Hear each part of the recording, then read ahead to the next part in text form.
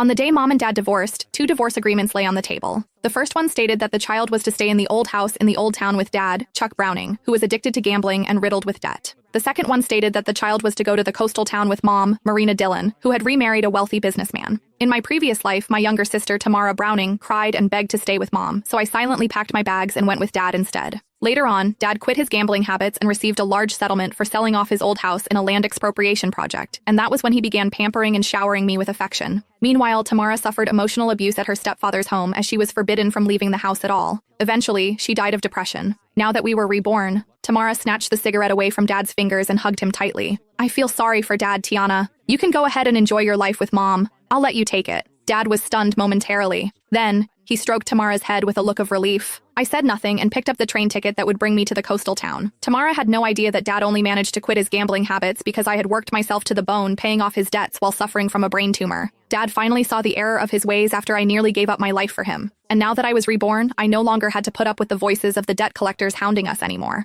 All I wanted was just a good night's sleep. I picked up my worn-out suitcase. Get out of here. Go look for your gold digger of a mother instead, Dad said, waving his hand dismissively at me like I was just an annoying fly. Tamara hid behind him and made a face at me. She mouthed, "Don't come begging me for money the next time you see me." I smiled and said nothing. Instead, I turned around and walked out into the rain, flinching at the cold. I could feel the chill seeping into my bones. It wouldn't make much of a difference wherever I went anyway. I just wanted someplace quiet to spend the last of my days, getting through everything. At least I no longer needed to hear the debt collectors hounding at the door or put up with the horrible stench of cigarettes anymore. Mom's black Mercedes was parked at the entrance to an alleyway. The car windows rolled down, revealing Mom's youthful, well-maintained face. She frowned as she stared at my drenched body, a look of disgust in her eyes. "How did you end up like this? Hurry up and get it, and make sure not to dirty the interior of the car." I opened the backseat door and was just about to enter when she said, "Throw that suitcase into the back." She pointed at my suitcase and said, "That's so filthy. I don't even know what germs it's covered in." I hesitated for a moment. However, I still did as she said and put the suitcase in the trunk of the car. When I finally got back inside the car, I did my best to stay in a corner and take up as little space as possible, not daring to touch the leather seats.